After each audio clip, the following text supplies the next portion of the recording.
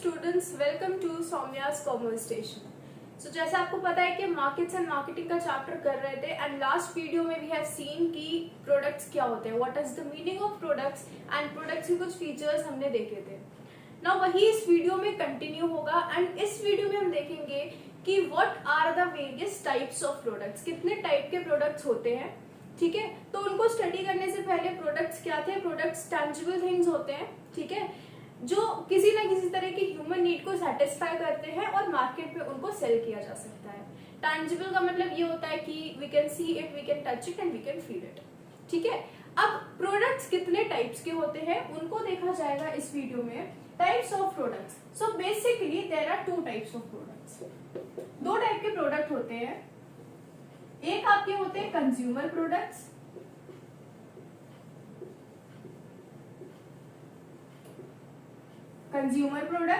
Then second आपके होते हैं इंडस्ट्रियल प्रोडक्ट्स.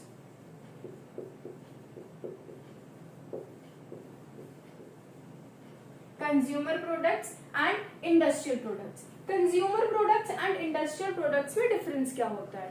देखो, हम प्रोडक्ट्स खरीदते हैं तो किसी ना किसी तरह की अपनी नीड को सेटिस्फाई करने के लिए लेते हैं. ठीक है, आप मार्केट में गए, आप वहां से ब्रेड खरीद के लाए एंड आपने घर में ब्रेड को कंज्यूम कर लिया. ठीक है, आपने ईट कर लिया.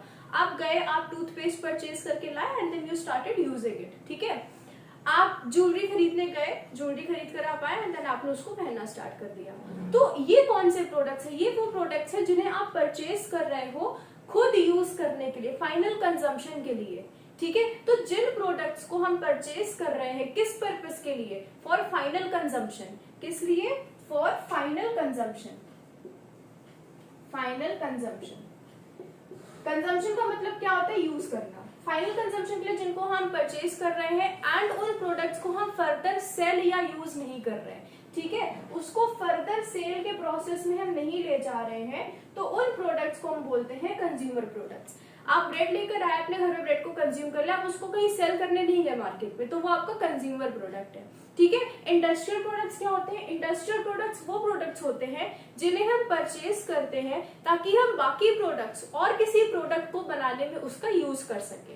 ठीक है, जैसे कि जो बड़े बड़े, अब देखो आप बताओ, अगर इंडस्ट्रियल प्रोडक्ट्स कोई चीज कोई पर्सन खरीद रहा है और वो उससे आगे कोई प्रोडक्ट बनाने वाला है, देन डेफिनेटली वो पर्सन मैन्युफैक्चरर होगा, प्रोड्यूसर होगा. ठीक है, तो अगर कोई प्रोड्यूसर है और उसने क्या किया, उसने जैसे कि आपको पता है मिनरल्स होते हैं. ठीक है, मिनरल्स को यूज किया जाता है, या फिर आप नॉर्मल से ले लो कॉटन.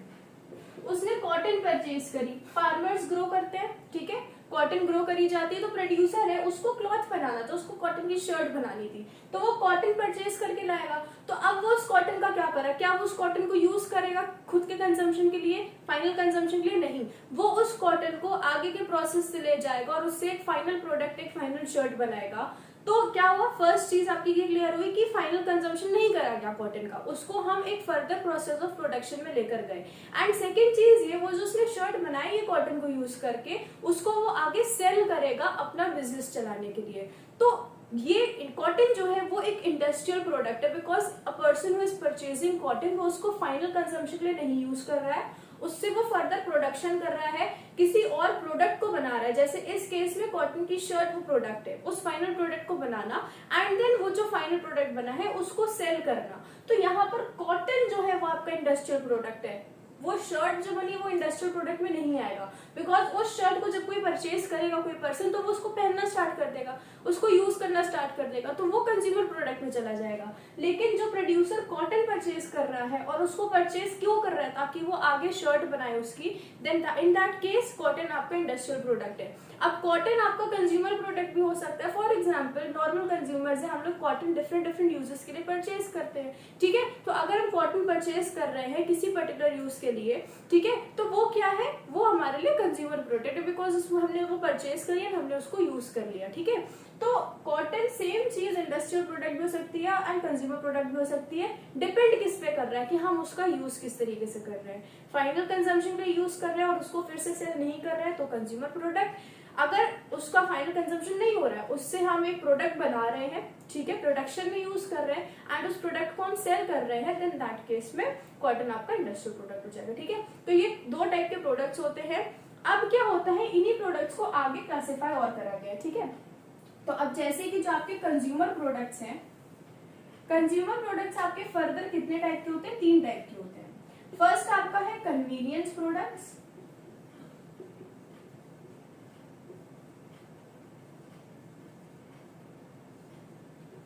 देन आपका आता है शॉपिंग प्रोडक्ट्स,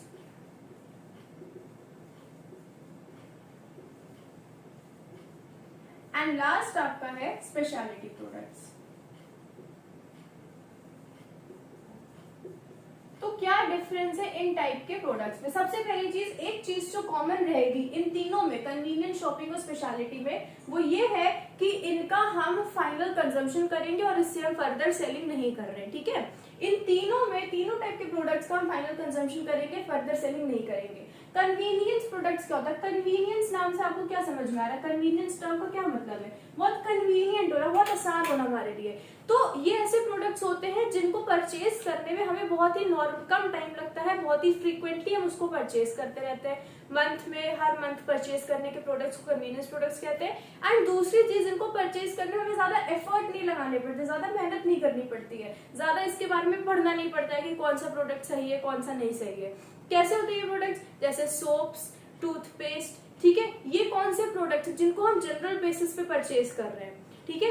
तो कन्वीनियंस प्रोडक्ट्स वो है जिन्हें हम रेगुलर बेसिस पे फ्रीक्वेंटली परचेज कर रहे हैं और बहुत ही कम एफर्ट हमारा लग रहा है। एग्जांपल्स के लिए आपके टूथपेस्ट, सोप, टी, न्यूज़पेपर, ये सब कन्वीनियंस प्रोडक्ट्स है। क्या आप टूथपेस्ट खरीदने जाओगे तो बहुत एनालाइज करोगे कि टूथपेस्ट में कौन सा प्रोडक्ट अच्छा है, कौन सा बहुत, फिर आप उसमें एनालिसिस करने के बाद वो परचेज करने में आपको बहुत ज्यादा टाइम लग जाता है, पेमेंट में बहुत टाइम लगता है। ऐसा तो नहीं है, आसानी से आप जाओगे ग्रोसरी स्टोर से, आप जो भी बेस्ट है उसको लेके आ जाओगे, ठीक है। तो ये कन्वीनियंस प्रोडक्ट्स होते हैं। क्या इनमें आपके कीवर्ड्स हैं कि ये फ्रीक्वेंटली परचेज करते हैं एंड मिनिमम एफर्ट लगते हैं इन प्रोडक्ट्स को परचेज करने में, ठीक है। सेकंड आपका आता है शॉपिंग प्रोडक्ट्स। शॉपिंग प्रोडक्ट्स क्या होता है? अगर हम जनरल वे में पूछे, शॉपिंग किस चीज की आप करते हो? शॉपिंग आप करने जाते हो मॉल्स में जनरली, या फिर आप मार्केट्स में जा रहे हो, वहां से आप क्या लेते हो? आप क्लोथ्स परचेज कर लेते हो, ठीक है। आपने रेफ्रिजरेटर परचेज करी, देन आपने टीवी परचेज करी, ठीक है। तो ये सब क्या है? शॉपिंग प्रोडक्ट्स है।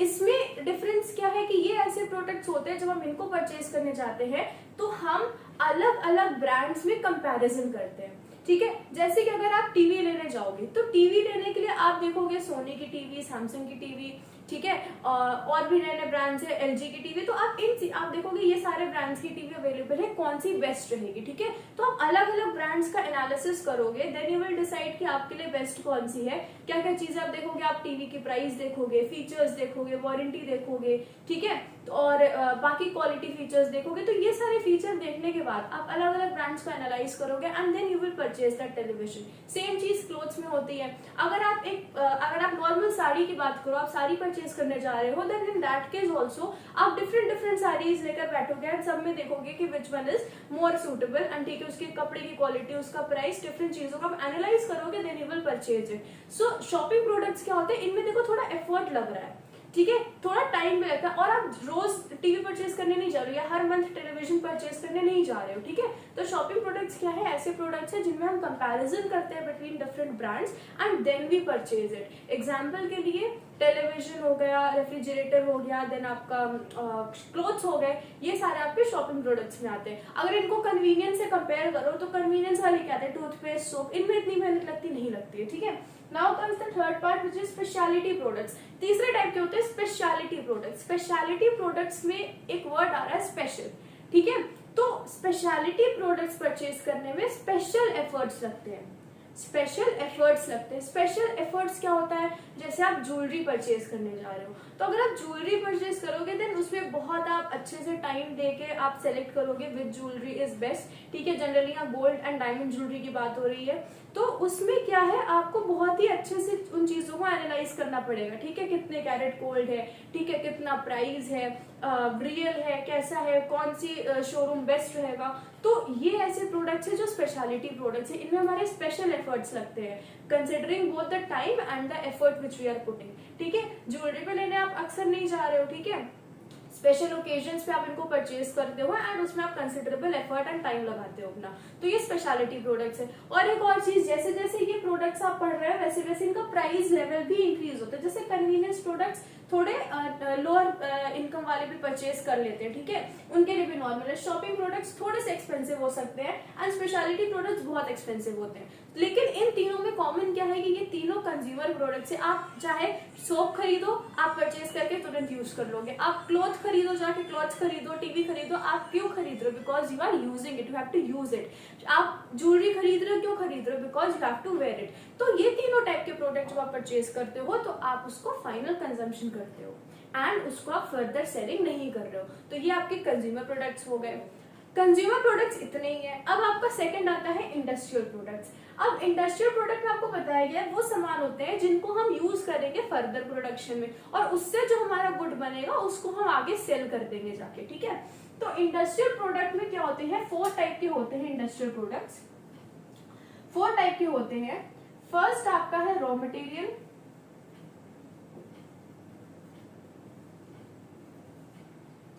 देन आपका supplies, accessory equipment and last आपका आता है इंस्टॉलेशन। क्या है ये चीज? देखो कुछ नहीं, बहुत ही सिंपल सा है। इंडस्ट्रियल प्रोडक्ट्स फिर से रिवाइज करने के लिए क्या होते हैं? वो प्रोडक्ट्स होते हैं जिनको हम आगे फर्दर प्रोडक्शन में यूज करेंगे, सेल करेंगे। रॉ मटेरियल, रॉ मटेरियल्स क्या होते हैं? जैसे आपको पता है, आपको बहुत पहले भी एग्जांपल दिया गया था कि जैसे अगर आपको कोई कार्ड बनाना है, ठीक है, आपको ग्रीटिंग कार्ड बनाना है, तो ग्रीटिंग कार्ड लिए क्या चाहिए? आपको पेपर चाहिए, आप उससे कार्ड बनाओगे, फिर आप पेन्स वगैरह यूज करोगे उसमें लिखने के लिए, ठीक है। देन उसके बाद आप उसमें डेकोरेशन का सामान लगाओगे, ठीक है। तो ये क्या था? तो जो पेपर आप यूज कर रहे हो ना, जिसपे आप ग्रीटिंग कार्ड की डेकोरेशन करोगे, जो मेन आपका बेस बना है ग्रीटिंग कार्ड का, वो होते हैं आपके रॉ मटेरियल, ठीक है। तो अब अगर आप बिजनेस पॉइंट ऑफ व्यू से देखो, अगर कोई बिजनेस कंपनी है, जैसे आपने भी कॉटन का एग्जांपल है, वो कॉटन के शर्ट्स बनाती है, देन जो कॉटन वो यूज करेगी फ्रॉम द फार्म, ठीक है, फार्म से जो कॉटन आ रही है वो उसका रॉ मटेरियल है, ठीक है। अगर कोई बिजनेस है जो कि वुडन चीजें बना रही है, ठीक है, वुडन फर्नीचर बना रही है, तो वुड जो टिम्बर वो फॉरेस्ट से लेकर आएगी यूज करने के लिए, वो उसका रॉ मटेरियल है। अगर कोई ऐसी इंडस्ट्री है जो क्या कहते हैं आयरन का सामान बना रही है, तो आयरन उसका रॉ मटेरियल होता है। कोल का अगर वो यूज कर रही है, देखो इंडस्ट्री में कई सारे काम होते हैं जहां पर हमको फ्यूल की जरूरत पड़ती है। कोल क्या है? फॉसिल फ्यूल है, ठीक है। तो इंडस्ट्रीज कोल ला रही है एंड कोल से जो फ्यूल बन रहा है उससे वो अपना प्रोसेस पूरा प्रोडक्शन का काम कर रहे हैं, तो कोल उनका रॉ मटेरियल है। तो बेसिकली रॉ मटेरियल क्या होते हैं? वो प्रोडक्ट्स होते हैं जिनसे हम अपनी प्रोडक्शन मेनली स्टार्ट करते हैं, बेस होते हैं हमारे प्रोडक्शन का। एंड ये जो प्रोडक्ट्स होते हैं आपके, ये क्या होते हैं? नेचर से आते हैं, ठीक है। फार्म से आप ले आ सकते हो या नेचर से ला सकते हो। नेचर से लाने का क्या मतलब है? जो नेचुरल रिसोर्सेज है आपके, नेचुरल रिसोर्सेज में आपके फॉसिल फ्यूल्स हो गए, कोल, नेचुरल गैस, पेट्रोलियम, ये सब, एंड आपके मिनरल्स हो गए जो आपको अर्थ से प्रोवाइड होते हैं, ठीक है। अब आपने देखो पता ही है कि ये जितना भी बिजनेस वगैरह हो रहा है, ये क्या हो रहा है? नेचुरल रिसोर्सेज को, किसी भी कंट्री के अंदर जो नेचुरल रिसोर्सेज प्रेजेंट है उनको यूज करके ही वो गुड्स बन रहे हैं, वो सर्विसेज बन रहे हैं जिससे ह्यूमन बींग्स की नीड्स को सेटिस्फाई करा जा सकता है। So we are using the nature's products to make the goods which will satisfy our needs. कोई भी प्रोडक्ट आप देख लो उसमें नेचुरल रिसोर्सेज का यूज हुआ ही होगा, ठीक है। ऐसा नहीं है कि बिना किसी नेचुरल रिसोर्सेज के यूज करके आप खुद से बना दो। You will use the things which are provided by nature. तो नेचर से प्रोडक्ट ले रहे हो या फार्म, एग्रीकल्चरल फार्म से प्रोडक्ट ले रहे हो, जैसे कॉटन, तो ये तो प्रोडक्ट इन दोनों जगह से जो भी आप प्रोडक्ट ले रहे हो, जो बेस बना रहे हैं वो आपके रॉ मटेरियल होते हैं। इन सारे प्रोडक्ट्स में भी, इन चारों में भी यही कॉमन है कि ये सब फर्दर प्रोडक्शन में यूज होंगे। सेकंड आता है सप्लाईज। अब प्रोडक्शन करते टाइम हमें डिफरेंट चीजों की जरूरत पड़ती है, जैसे नट्स हो गए, ठीक है, नट यूज होता है, बोल्ट यूज होता है, ठीक है, स्क्रूज यूज हो रहे हैं। अगर आप कुछ बना रहे हो मूवेबल टाइप की चीज है तो वहां पे आप लुब्रिकेटिंग ऑयल यूज करते हो, ठीक है। तो ये सब प्रोडक्शन में जो यूज हो रहा है, एक्स्ट्रा चीजें जो यूज करी जा रही है, इनको हम सप्लाईज बोलते हैं, ठीक है। आपने घर पे देखा होगा, आपके घर पे जब भी फर्नीचर वगैरह का काम होता है तो उसमें क्या होता है, जब वो कोई आपका कोई भी फर्नीचर बना रहे होते हैं तो उसमें वो लुब्रिकेटिंग ऑयल्स यूज कर रहे होते हैं, पेंट कर रहे होते हैं, ठीक है। एंड अलग अलग टाइप के इंस्ट्रूमेंट्स, अलग अलग टाइप की चीजों को यूज करते हैं। छोटी चीजें, बहुत छोटी छोटी चीजें, वो सप्लाईज होती है, ठीक है। अब क्या होता है, ये सप्लाईज हो गए। अब इसके देखो, अगर सप्लाईज भी जो आप यूज कर रहे हो, जो नट यूज कर रहे हो, वो भी उस फाइनल प्रोडक्ट का पार्ट बन रहा है, ठीक है, जो लुब्रिकेटिंग ऑयल आपने यूज करा है वो भी उस फाइनल प्रोडक्ट का पार्ट बन रहा है जिसको आप बाद में सेल करोगे। ठीक है, सो अल्टीमेटली ये सारी चीजें आप सेल ही करोगे। ठीक है, इन सब का प्राइस आप जोड़ोगे उस प्रोडक्ट के प्राइस में जब आप उसको सेलिंग के लिए देखोगे। ठीक है, अब एसेसरी इक्विपमेंट, एसेसरीज क्या होती है, जो एक्स्ट्रा चीजें हम यूज कर रहे हैं। ठीक है, साथ में जिनको यूज कर रहे हैं और पूरे वो इक्विपमेंट्स हैं, जैसे कैलकुलेटर्स।